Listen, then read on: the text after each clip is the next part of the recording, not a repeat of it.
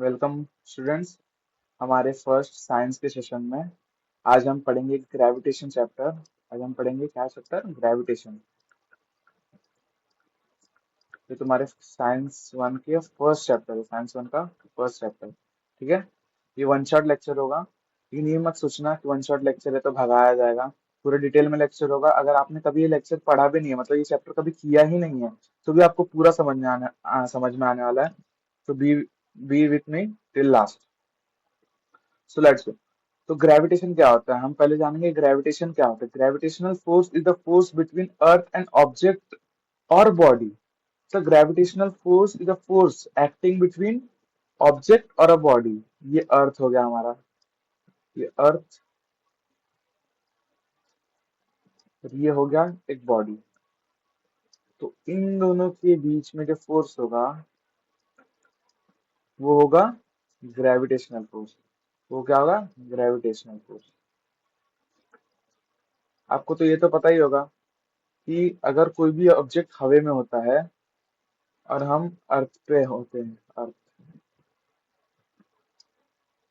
ये भी अर्थ का सराउंडिंग है, अर्थ का एनवायरनमेंट के अंदर की बात कर रहा हूं मैं। तो ये ऑब्जेक्ट अर्थ पे ही आता है, मतलब अर्थ पे ही आता है। Sorry for disturbance. अर्थ पे ही आ जाता है, मतलब अर्थ एक डेफिनाइट फोर्स लगा रहा है इस पे, ऑब्जेक्ट पे क्या लगा रहा है? फोर्स लगा रहा है। वैसे ये ऑब्जेक्ट भी अर्थ पे फोर्स लगा रहा है, लेकिन अर्थ का मास इतना ज्यादा है कि ये मूव ही नहीं करता। ऑब्जेक्ट मूव करके इसके पास आ जाता है, लेकिन अर्थ मूव नहीं करता क्योंकि अर्थ का मास बहुत ज्यादा है।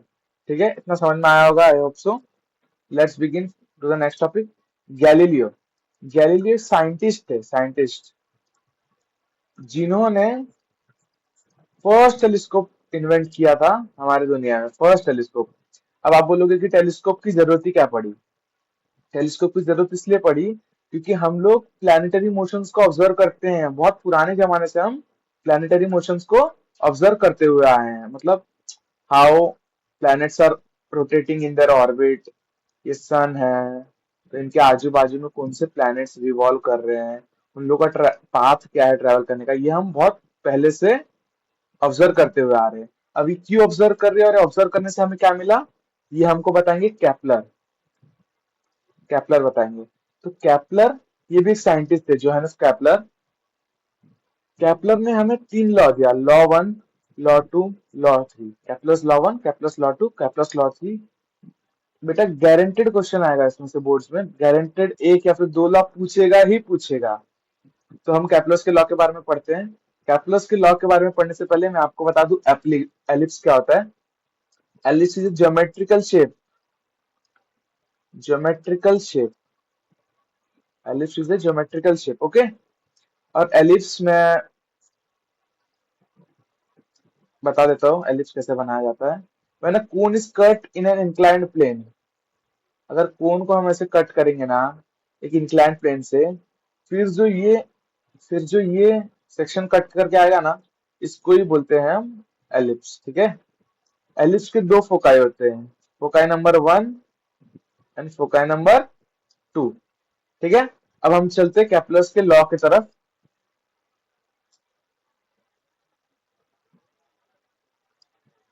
केपलर का लॉ नंबर वन क्या क्या बोलते हैं, हम वो पढ़ेंगे। The orbit of an planet is an ellipse with the sun at one of the foci. मतलब the orbit of the sun, the orbit of the planet, ये एक प्लैनेट का ऑर्बिट है। लेट्स अज्यूम ये है प्लैनेट का orbit है, हाँ। Let me draw. एक प्लैनेट का ऑर्बिट है, और ये प्लैनेट का जो ऑर्बिट है, केपलर ने बताया कि प्लैनेट का जो ऑर्बिट है वो सन के साथ कैसा बनाता है? एक्लिप्स बनाता है। और सन कहाँ पे होता है? वन ऑफ द फोकाई पे होता है। या फिर सन यहाँ पे होगा या फिर सन यहाँ पे होगा। समझ में आ रहा है क्या बताया? वापस मैं आपको बता रहा हूँ, ध्यान से सुनिएगा। The orbit of a planet is an ellipse with the sun at one of the foci.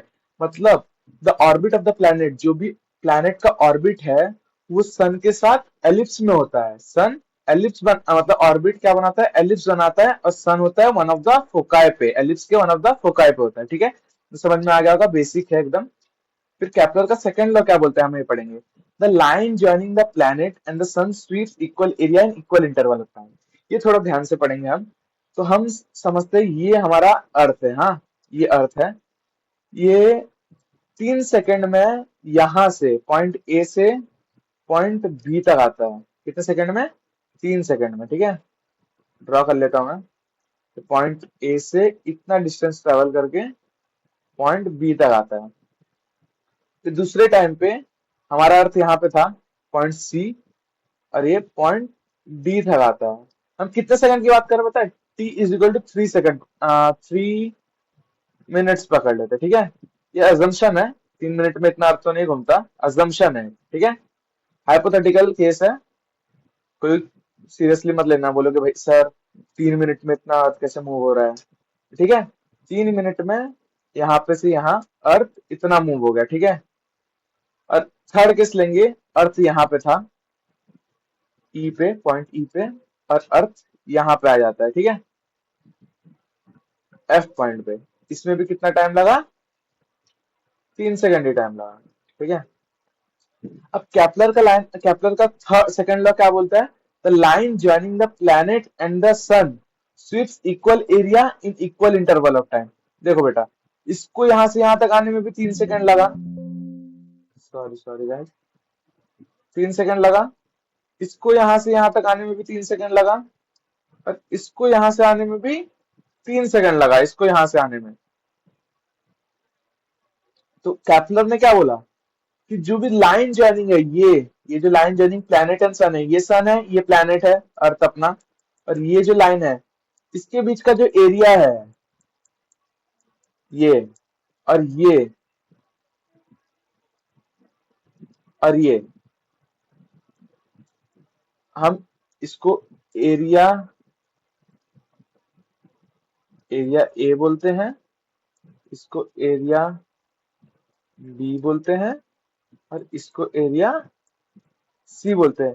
कैपलर ने ये बोला कि एरिया ए, याद रखेंगे इसको, area A equal to area B equal to area C, ठीक है। समझ में आया क्या बोला मैंने? बहुत ही बेसिक कॉन्सेप्ट है, पूरा ऑब्जर्वेशन का खेल है बेटा।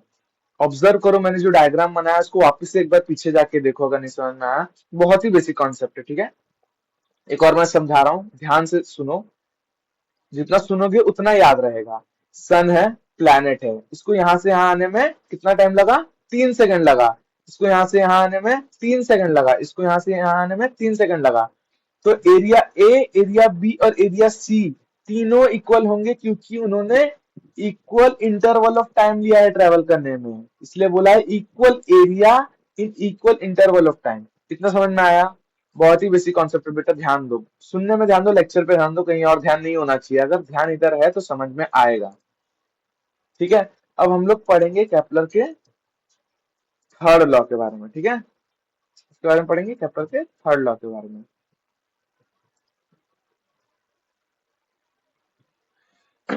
केपलर का थर्ड लॉ क्या बोलता है?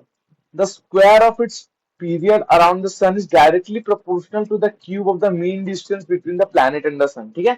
यही डायग्राम से हम लोग समझ लेंगे, ठीक है। डायग्राम को नहीं, चलो रब नहीं करता, तो चलो एक और पढ़ते हैं हम क्या बोल रहा है। The square of its period around the sun, ये क्या है? टाइम पीरियड, ठीक है, टाइम पीरियड।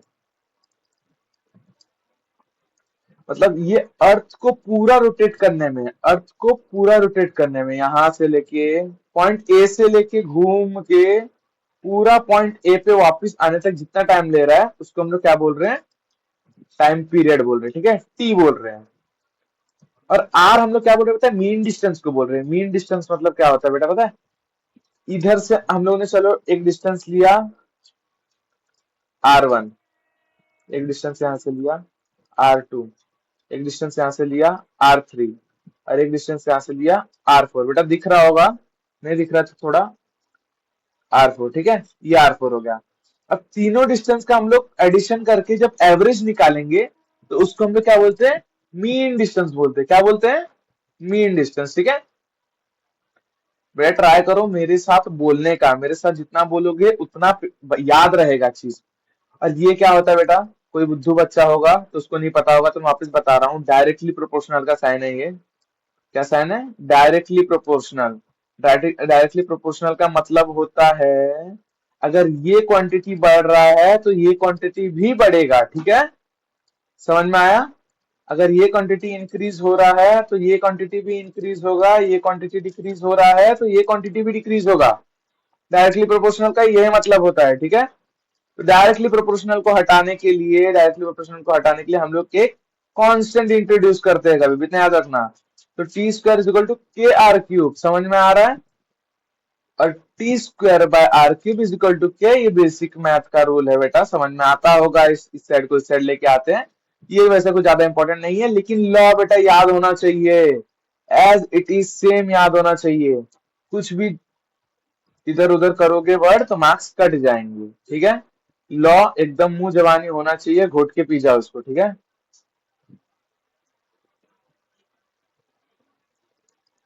मार्क कर दे रहा हूं मैं, डिस्क्रिप्शन में डाल दिया जाएगा ये नोट्स, आप वहां से ले सकते हो, ठीक है? केपलर का थर्ड लॉ हो गया। अब हम पढ़ेंगे circular motion and centripetal force के बारे में। सेंट्रीपिटल फोर्स क्या होता है बेटा? सेंट्रीपिटल फोर्स के पहले हम जानते हैं सेंट्रीफ्यूगल फोर्स क्या होता है, ठीक है? सर्कुलर मोशन क्या होता है? सर्कुलर मोशन आपको पता है, कोई भी ऑब्जेक्ट अगर सर्कुलर पाथ में घूम रहा है तो उसको हम लोग क्या बोलते हैं? सॉरी, उसको हम लोग क्या बोलते हैं? Centripetal force. इतना पता होगा, कोई भी ऑब्जेक्ट, अगर ऑब्जेक्ट ए है वो एक सर्कल में अगर घूम रहा है तो उसको हम लोग क्या बोलेंगे? सर्कुलर मोशन बोलेंगे, ठीक है? तो हमारे पास यहाँ पे हमारा एक दोस्त है चिंटू। क्या है, कौन है हमारे पास? एक हमारा दोस्त चिंटू। एग्जाम्पल याद रखो बेटा, एग्जाम्पल याद रहेगा तो पेपर में भी याद आएगा चीज, ठीक है? हमारे पास एक चिंटू हमारा दोस्त है। उसने क्या किया है, एक पत्थर बांधा अपने हाथ में एक रस्सी लिया, रस्सी से एक पत्थर बांधा और पंखे जैसा घुमाने लगा। क्या? पंखे जैसा घुमाने लगा। तो आप बताओ कि पत्थर को कौन से डायरेक्शन में वो फोर्स लगा रहा है? 2 सेकंड का टाइम दे रहा हूं, अब एक बार सोचो। दो दो 3 सेकंड का 5 सेकंड का टाइम दे रहा हूं, आप सोचो कि पत्थर पे वो कौन से डायरेक्शन में फोर्स लगा रहा है? इस डायरेक्शन में लगा रहा है, इस डायरेक्शन में लगा रहा है, इस डायरेक्शन में लगा रहा है, इस डायरेक्शन में लगा रहा है, इस डायरेक्शन में लगा रहा है। आप सोचो, आप खुद को इमेजिन करो कि मैं अगर एक पत्थर को रस्सी से बांध के घुमाऊं तो मैं कौन से डायरेक्शन में फोर्स लगा रहा हूँ? सोचो आप। तो देखो मैं बताता हूँ, अब हम लोग ना टॉप व्यू से इसको समझते हैं। अगर हम लोग चिंटू के कंधे पे बैठे होंगे तो हमको कैसे दिखेगा? ये देखो, चिंटू ने पत्थर बांधा, चिंटू का ये पत्थर रहा और चिंटू घुमा रहा है, ठीक है? इतना याद रखना बेटा, कभी भी फोर्स लगता है ना ऐसे सर्कुलर मोशन में तो हरदम वो टेंजेंशियल लगता है। टेंजेंट मतलब बेटा पता होगा, टेंजेंट मतलब नहीं पता होगा तो तुम क्या पता टेंथ में कैसे आ गए। टेंजेंट मतलब मैं बता देता हूँ, ये सर्कल है, अगर कोई भी कॉर्ड इसको ऐसे टच करते हुए जा रहा है तो इसको बोलते हैं टेंजेंट, ठीक है? इतना तो तुमको पता होगा, बेसिक नॉलेज है बेटा ये सर्कल का, इतना पता होना चाहिए। नहीं पता है तो अभी जान लो, अभी मैंने बता दिया, ठीक है? ठीक है? कभी भी फोर्स कहाँ लगता है? टेंजेंशियल लगता है। हर पॉइंट पे फोर्स टेंजेंशियल होगा। यहाँ पे भी ऐसा होगा फोर्स, यहाँ पे भी ऐसा होगा फोर्स, यहाँ पे भी ऐसा होगा फोर्स। समझ में आ रहा है? टेंजेंशियल फोर्स हरदम लगता है सेंट्रीपिटल फोर्स में। और फोर्स क्या होता है पता है? एक्चुअली आप देखोगे ना तो फोर्स हरदम आप अपने डायरेक्शन में ले रहे होगे, मतलब आप always centre to the circle लगता है force. A force acting on a any object moving along a circular path and directed towards the center of the circle is called centripetal force.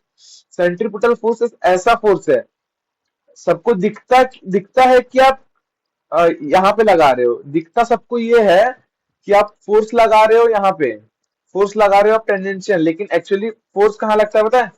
Force आपका हरदम centre, toward centre लगता है। कहाँ लगता है? Toward centre लगता है, ठीक है? A force acting on an object moving along a circular path and directed towards the center of the circle.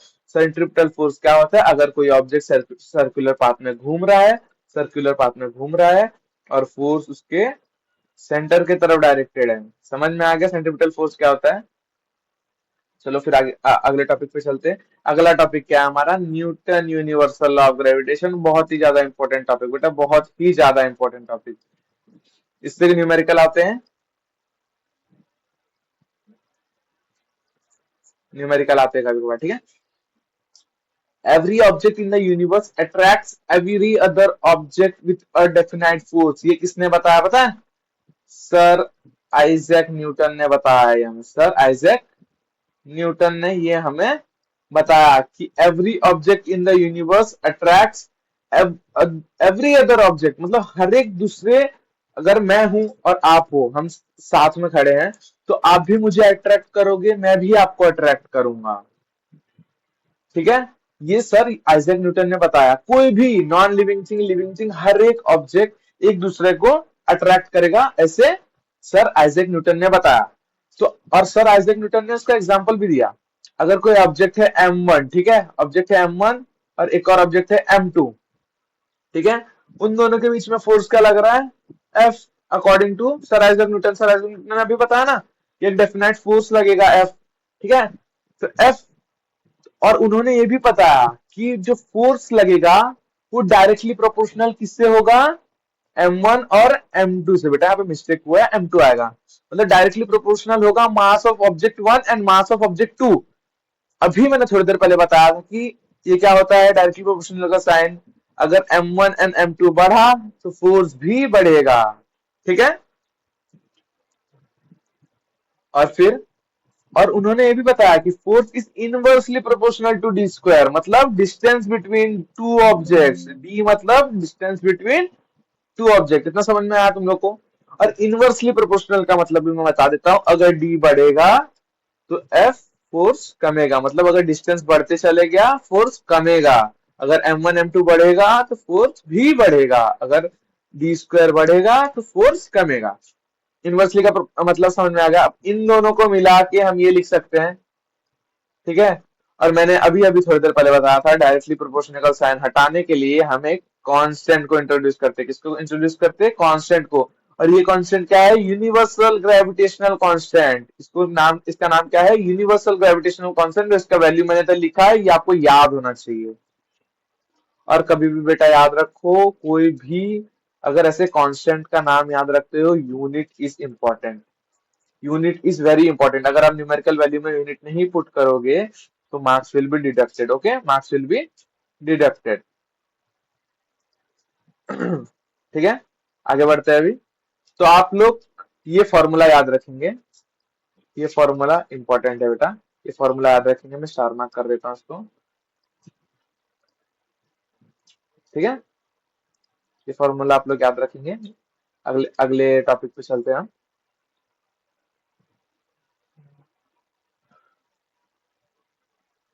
अब हम लोग पढ़ेंगे मैग्नीट्यूड। यहाँ पे एम कट गया बेटा। मैग्नीट्यूड मतलब वैल्यू ऑफ सेंट्रीपिटल फोर्स में। ये सीधा बेटा फॉर्मूला याद कर लो, इसमें कुछ पढ़ने वाला है नहीं, डेरिवेशन है। अगर आपको इन डेप्थ जाना है, अभी टाइम वैसे है नहीं इन डेप्थ जाने का, डेरिवेशन इन टेक्स्ट बुक है, डेरिवेशन आप देख सकते हो जाके। मैं नहीं करा रहा हूँ यहाँ पे क्योंकि ये नीड नहीं है। Derivation in text book, Maharashtra text book का बुक उठाओ और पढ़ लो जरा, अगर आपको क्यूरियोसिटी है पढ़ने की, ठीक है। अब हम पढ़ेंगे अर्थ ग्रेविटेशनल फोर्स के बारे में। क्या पढ़ेंगे? अर्थ gravitational force. It attracts all the object towards the centre of the earth because centre of the mass is situated in the situated at the centre, ठीक है। अब मैं आपको एक चीज बताता हूँ। ये है हमारा अर्थ, ठीक है। ये क्या है? हमारा अर्थ। ये इसका सेंटर है, ये ऑब्जेक्ट है। अब आप बोल सकते हो ना कि सर ये तो अर्थ है, आपने बोला कि ये ऑब्जेक्ट है या फिर बॉडी है, ठीक है। तो ये भी, ये वाला पार्ट भी तो अर्थ है, और ये वाला पार्ट भी तो अर्थ है। ये वाला पार्ट और ये वाला पार्ट, ये वाला पार्ट को छोड़ दो, ठीक है। तो आप ये भी तो बोल सकते हो सर कि आपने बोला कि अर्थ अपने तरफ अट्रैक्ट करता है ऑब्जेक्ट को, तो ये वाला पार्ट इधर क्यों नहीं आ जाता, या फिर ये वाला पार्ट इधर क्यों नहीं आ जाता? तो इस यही समझाने के लिए मैं आपको एक और कंसेप्ट बता रहा हूँ, इसको याद रखना कि अर्थ का मास कहाँ सिचुएटेड होता है पता है बेटा? सेंटर ऑफ मास होता है उसका, सेंटर पे। मास सेंटर, मास कहाँ होता है उसका? सेंटर पे सिचुएटेड होता है। तो ऑब्जेक्ट को भी वो कहाँ अट्रैक्ट करेगा? ऑलवेज टुवर्ड सेंटर करेगा। तो यहाँ पे मैंने लिखा है, एक बार पढ़ लो। It attracts all the object towards the center of the earth because center of mass is situated at the center. मतलब पूरे मास का जो ज्यादा वैल्यू है वो कहाँ पे सिचुएटेड है? सेंटर पे। मैक्सिमम वैल्यू कहाँ होता है? सेंटर पे। सेंटर ऑफ मास है ये पूरे मास का ये सेंटर है। ठीक है, इतना समझ में आ गया? बेसिक है, ज्यादा रॉकेट साइंस नहीं है। ध्यान से सुनो मैं जो बोल रहा हूँ, इजीली समझ में आएगा। ठीक है, अब हम लोग पढ़ेंगे अर्थ ग्रेविटेशनल एक्सेलरेशन। अर्थ क्या पढ़ेंगे? ग्रेविटेशनल एक्सेलरेशन के बारे में पढ़ेंगे। Acceleration of the object which is pulled by the earth. अच्छा ठीक है, एक और पढ़ते हैं। ठीक है, ये अर्थ है, ये ऑब्जेक्ट है, बॉडी। ठीक है, या फिर ऑब्जेक्ट। ये जो ये जो वेलोसिटी से आ रहा है ना, इसी को बोलेंगे हम लोग जी। इसी को हम लोग क्या बोलेंगे? G, small G. अच्छा, स्मॉल जी। ठीक है, मतलब यही है एक्सेलरेशन। वेलोसिटी ही एक्सेलरेशन ड्यू टू ग्रेविटी है इसका। ठीक है, डेफिनेशन पे चलते हैं। acceleration of the object acceleration of the object which is pulled by the you sorry यहाँ पे मैंने गलती किया था।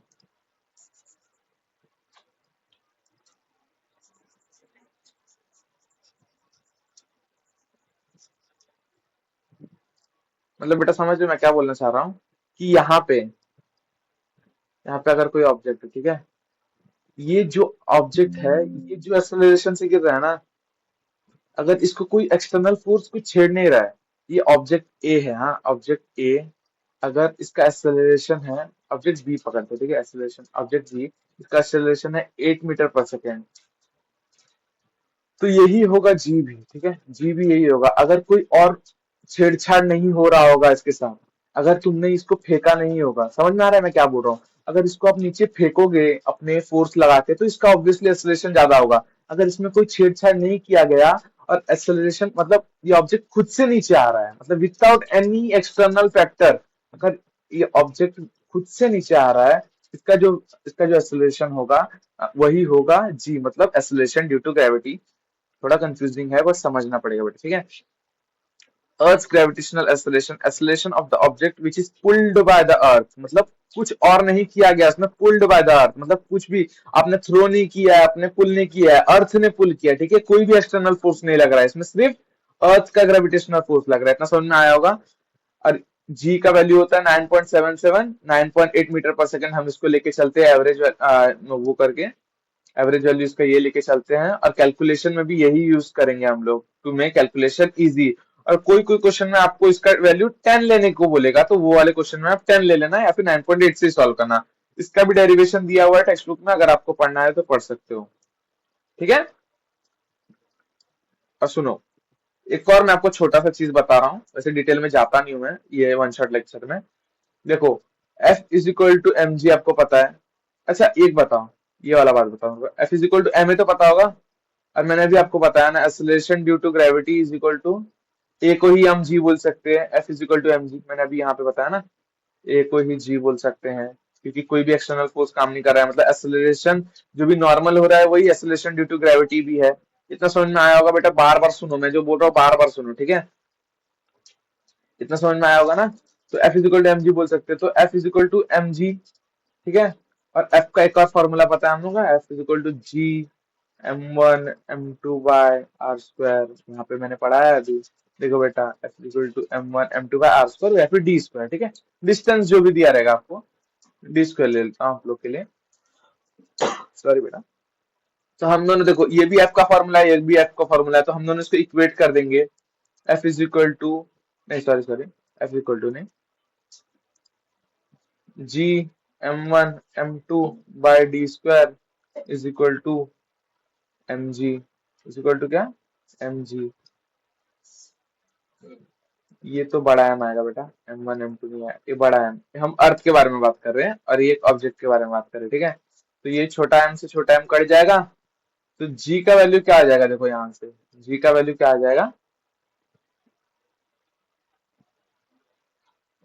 जी is equal to big G M by D square, big G M by D square. यही मैंने यहाँ पे भी लिखा है, देखो, big G M by R square या फिर डी स्क्वायर। ठीक है, इतना समझ में आ गया होगा। ठीक है, अब variation of value of G, acceleration due to gravity है ना, वो चेंज होता है with condition. Acceleration due to gravity, अच्छा आप बताओ, आप लोग में से बहुत लोग गाड़ी चलाते होंगे, कभी खड्डा आ जाता है, कभी आप स्पीड ब्रेकर पे आ जाते हो, तो हर कंडीशन में आपका स्पीड सेम होता है क्या? नहीं होता ना। हर स्पीड हर हर कंडीशन में आपका एक्सेलरेशन सेम होता है क्या? नहीं होता ना। वैसे ही जी का भी हर कंडीशन पे एक्सेलरेशन सेम नहीं होता, चेंज होता है विथ सम सर्कमस्टेंसेस और सम वेरिएशंस। तो हम वही वेरिएशंस के बारे में भी पढ़ेंगे। तो हम पहले पढ़ेंगे change along the surface of the earth. अब बेटा तुम पहले बताओ मेरे को, अगर अर्थ के ही सरफेस पे हम बने रहे तो जी का वैल्यू कभी चेंज होगा क्या? अगर अर्थ के सरफेस पे ही है हम। अब आप लोग बोलोगे नहीं सर, जी का वैल्यू कैसे चेंज होगा, क्योंकि कुछ भी बदल नहीं रहा है, सरफेस तो सरफेस होता है अर्थ के सरफेस पे, तो नॉर्मल ही रहेगा। मैं बोलूंगा नहीं बेटा, कभी भी जी, क्योंकि अर्थ हमारा पूरा प्रॉपर सर्कल नहीं है, प्रॉपर स्फेरिकल नहीं है, वो थोड़ा ऐसे फॉर्मेट में है। तो यहाँ पे देखो, ठीक है, हाईएस्ट एट द पोल्स,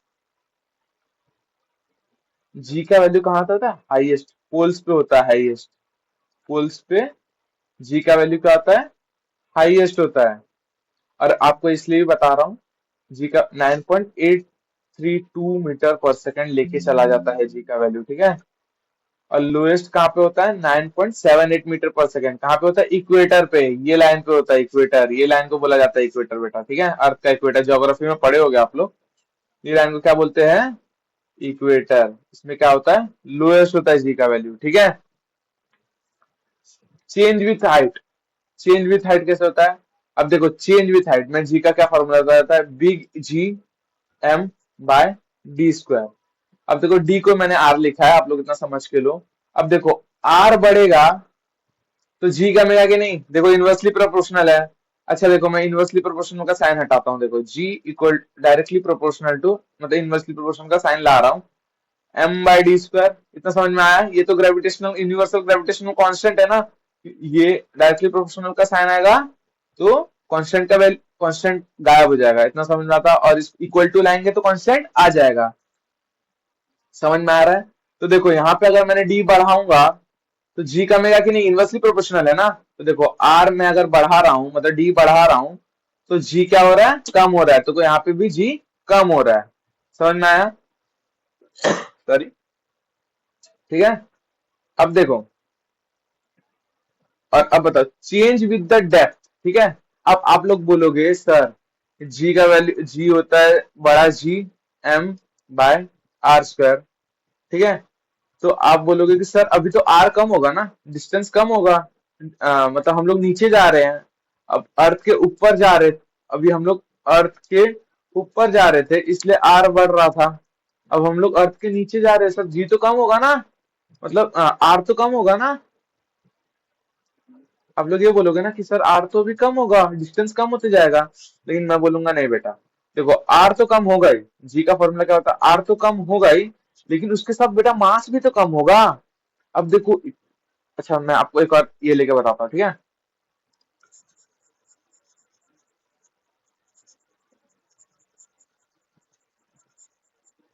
ठीक है, मैं आपको लेके बताता हूँ। ये देखो, ये आपका बड़ा सा अर्थ। अब देखो, आप पहले ऊपर थे तो आर आपका बढ़ रहा था, और आप अभी बोल रहे हो कि हम नीचे जा रहे हैं। ठीक है, यहाँ पे आ गए, तो देखो ये आर का वैल्यू इतना हो गया। ठीक है, लेकिन पहले मास तो एम था, लेकिन अभी तो मास इतने का ही लोगे ना आप, क्योंकि अब नीचे आ गए हो। अब इतने का ही मास लोगे आप। समझ में आ रहा है मैं क्या बोल रहा हूँ? पहले आप पूरे इतने का मास ले रहे थे, और अब आप कितने का मास लोगे? सिर्फ इतने पार्ट का मास लोगे। तो जी का हमारा क्या फॉर्मूला, छोटे जी का फॉर्मूला था G M by R square.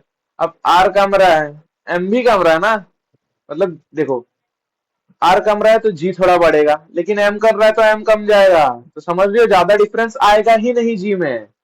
समझ रहे हो मैं क्या बोल रहा हूँ? देखो आर कमने की वजह से जी तो कमेगा, ठीक है, मैं आपकी बात मान रहा हूँ, पूरी मैं सहमत हूँ आपके बात से कि सर आर कम रहा है मतलब जी भी कमेगा, लेकिन एम भी तो कम रहा है बेटा, एम से तो जी डायरेक्टली प्रोपोर्शनल है। नहीं, सॉरी मैं थोड़ा उल्टा बोल गया। आर कम रहा है तो सर जी बढ़ेगा। ठीक है, मैं आपकी बात पूरी तरीके से मान रहा हूँ कि आर कम रहा है तो जी बढ़ेगा, लेकिन बेटा एम भी तो कम रहा है, एम कमेगा तो जी भी कमेगा, मतलब ज्यादा डिफरेंस आएगा ही नहीं, नो बिग डिफरेंस। ठीक है, इतना समझ में आ गया होगा आप लोगों को। बहुत ही बेसिक कंसेप्ट था, बहुत ही ज्यादा बेसिक कंसेप्ट था। अगर बेसिक कंसेप्ट नहीं है बेटा, थोड़ा रिवाइंड करके देखो, इजीली ही समझ में आता है, इजीली। अब हम लोग पढ़ेंगे मास के बारे में। क्या बता, मास के बारे में। Mass is the amount of matter present in an object. Mass क्या होता है बेटा, अमाउंट ऑफ मैटर। ठीक है, एक ही ऑब्जेक्ट है, इसके अंदर बेटा जितना मैटर प्रेजेंट है ना, उसको हम लोग बोलते हैं मास। इसके अंदर जितना मैटर है, मैटर तो जो भी कंपोनेंट्स है, उसको हम लोग क्या बोलते हैं, मास बोलेंगे। इसका डेफिनेशन याद कर लो, एसआई यूनिट इसका केजी होता है। Mass is a scalar quantity, मतलब इसका मैग्नीट्यूड हम लोग ध्यान रखते हैं, बस वैल्यू चाहिए हम लोग को इसके डायरेक्शन का कोई परवाह नहीं, डायरेक्शन इज नॉट कंसिडर्ड। ठीक है,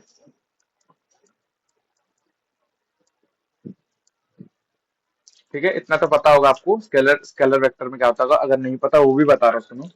स्केलर मीन्स ओनली मैग्नीट्यूड, मतलब वैल्यू चाहिए बस, ओनली वैल्यू। ठीक है, और वेक्टर मतलब मैग्नीट्यूड प्लस डायरेक्शन, मतलब direction is also important in vector quantities. Direction से भी आंसर पे फर्क पड़ता है। समझ में आया, इतना समझ में आ गया, बहुत ही ज्यादा basic concept. Weight, weight is defined as the force with which the earth attracts the object. Weight is defined as the force with which the earth attracts the object. ध्यान से पढ़ना है बेटा, सेंटेंस में ही मीनिंग छुपा होता है। Weight equal to force is equal to M G, is equal to क्या, एम जी। ठीक है, इसका याद कर लेना। कोई अगर मास को आप जी से मल्टीप्लाई कर दोगे ना, वही वेट है। मैं आपको सिंपल सेंटेंस में बता रहा हूँ, सिंपल मीनिंग बता रहा हूँ। Weight is nothing, mass multiply by G. और जी क्या है, acceleration due to gravity, acceleration due to gravity. बार बार बोलो बेटा, एक्सेलरेशन ड्यू टू ग्रेविटी। ठीक है, अब अगले टॉपिक पे चल रहे हैं। लास्ट टॉपिक हमारा आ गया है, ऑलमोस्ट लास्ट टॉपिक है। इसके बाद एक और टॉपिक है, I think so, free fall. Free fall क्या होता है बेटा, मैं आपको बताना चाहता हूँ। Free fall, the motion of a body only under the influence of gravitational force. True free fall is only possible in vacuum. अच्छा बताओ मेरे को, वापिस मैं आप लोग को समझा रहा हूँ, वापिस मैं आप लोग को बता रहा हूँ, ध्यान से सुनो बेटा, ध्यान से। The motion of a body only only only under the influence of a gravitational force, मतलब बॉडी का मोशन, बॉडी का मोशन जो only influence of gravitational force हुआ है, मतलब कोई भी एक्सटर्नल फोर्स बॉडी पे काम ही ना कर रहा हो। समझ में मैं क्या बोल रहा हूँ, मतलब कोई भी, मतलब जैसे कि, अच्छा चलो एक ये ले लिया एग्जांपल से आप लोग को समझा देता हूँ। ये अर्थ है, एक ये ऑब्जेक्ट है, इस पे सिर्फ ग्रेविटेशनल फोर्स होना चाहिए, ग्रेविटेशनल फोर्स F। ठीक है, आपको पता है जब नीचे आता है उस पर रेजिस्टेंस लगता है, एयर फोर्स रेजिस्टेंस लगता है, हवा का एक फोर्स लगता है, वो सब कुछ नहीं। और इसलिए बोला गया ना कि इसको वैक्यूम चेम्बर में ही ट्रू फ्री फॉल को करवाया जा सकता है, ओनली इन वैक्यूम चेम्बर। क्या, only in vacuum chamber, vacuum. तो समझ रहे हो, कोई भी दूसरा फोर्स इस बॉडी पे काम ही नहीं करेगा। क्या कर, कोई भी दूसरा फोर्स इस बॉडी पे काम नहीं करेगा, सिर्फ ग्रेविटेशनल फोर्स अगर काम कर रहा है कोई भी बॉडी पे, तो वो फ्री फॉल हो रहा है। और असली में अगर ट्रू फ्री फॉल किसी को कराना है, तो वो सिर्फ हो सकता है वैक्यूम के अंदर, जहां पे कोई भी एयर ना हो, air is not present. Vacuum का मतलब पता होगा आप लोग को क्या होता है, वैक्यूम का मतलब होता है एयर प्रेजेंट ही नहीं होता वहां पे, एयर एयर कंटेंट जीरो होता है। ठीक है, अब आप लोग को पता होगा velocity is equal to acceleration into time, S is equal to half A T, V is equal to two A S, ये सब इक्वेशन आपको पता होगा। अब मैंने यही बोला ना आपको कि एक्सेलरेशन इक्वल टू जी, मतलब इसका जो एक्सेलरेशन होगा वही जी के, मतलब ग्रेविटेशनल फोर्स के वो होगा, एक्सेलरेशन ड्यू टू ग्रेविटी के, तो उसको जी से मल्टीप्लाई होगा, रिप्लेस कर दो। A is equal to G T, S is equal to half G T square, V square is equal to two G S. समझ में आया ना, यहाँ के ए को यहाँ के जी से बस रिप्लेस किया है। Nothing more. ठीक है। अब लास्ट टॉपिक है इस चैप्टर का बेटा, ध्यान से, इतना देर ध्यान से पढ़ा है, इतना देर ध्यान से किया है, तो लास्ट टॉपिक भी अच्छे से कर लो। ठीक है। एस्केप वेलोसिटी क्या होता है? अब velocity at which object will escape from the earth gravitational field. देखो, ये अर्थ है, अर्थ के आजू बाजू ना बेटा एक ग्रेविटेशनल फील्ड है। इतने ग्रेविटेशनल फील्ड के अंदर आप रहोगे ना तो इस पे ग्रेविटेशनल फोर्स लगेगा। अगर इसके बाहर आप चले गए ना, नो ग्रेविटेशनल फोर्स, मतलब आप ग्रेविटेशनल फील्ड के बाहर आ गए हो, अब आप पे कोई फोर्स नहीं लगेगा। अब अर्थ आपको बोलेगा जा बेटा तू जी ले अपनी जिंदगी। ठीक है। कोई भी ग्रेविटेशनल फोर्स अब आप पे नहीं लगेगा, मतलब अब यहाँ पे कुछ भी फोर्स नहीं लग रहा। इसलिए तो हम लोग जब मून पे चले जाते हैं तो हमारे पे कोई फोर्स लगता है क्या? अर्थ हमको खींचता है क्या वहां से? इसीलिए अब एस्केप करने का, ई ग्रेविटेशनल फील्ड को एस्केप करने का एक वेलोसिटी होता है, minimum velocity required to escape the earth gravitational field. और वो अर्थ ग्रेविटेशनल फील्ड का वेलोसिटी कितना होता है? 11.2 किलोमीटर पर सेकेंड। यहाँ पे लिखा है मैंने, वापस लिख दिया मैंने, 11.2 किलोमीटर पर सेकेंड। और ये इसका फॉर्मूला होता है बेटा, एक बार पढ़ लेना, दोनों फॉर्मूला पढ़ लेना। ठीक है। That's it for the chapter. इसमें ज्यादा कुछ था नहीं, जितना भी था मैंने सब इंपॉर्टेंट पार्ट कवर करा है।